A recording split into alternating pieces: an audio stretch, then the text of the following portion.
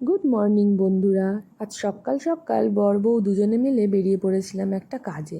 কাজটার থেকে ফেরবার পথে বর এই সুন্দর জায়গাটায় আমাকে নিয়ে গেল, বলল চারিদিকটা ঘুরে ভালো করে দেখো। তাই আমি ঘুরছি আর তোমাদেরকেও একটু ঘুরে দেখানোর চেষ্টা করছি। কি সুন্দর ফুল গাছগুলো হয়েছে দেখো, এই ফুলগুলোকে বেশ সুন্দর লাগছিল।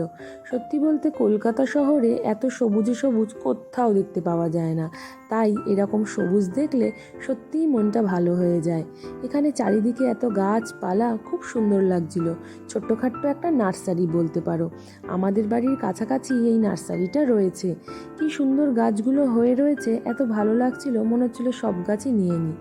দেখো প্রজাপতিটা চারিদিকে ফুলে ফুলে ঘুরে বেড়াচ্ছে, এদিক ওদিক সেদিক।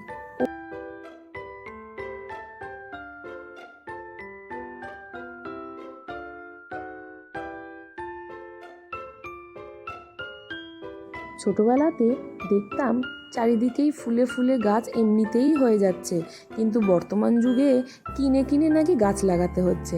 দেখো কি সুন্দর টবগুলো ছিল, আমার এত ভালো লাগছিল।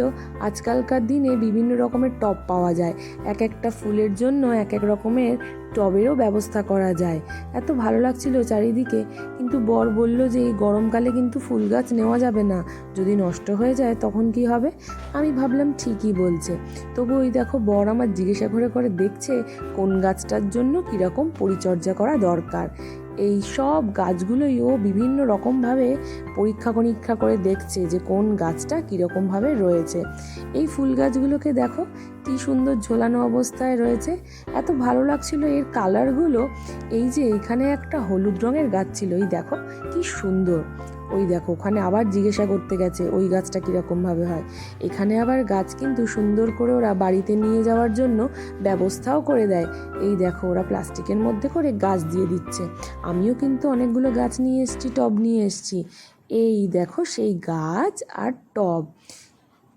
একটা অন্য ভ্লগে তোমাদেরকে এই গাছগুলো কোথায় রাখলাম সেগুলোও দেখাবো। চলো এখন টাটা, বাই বাই।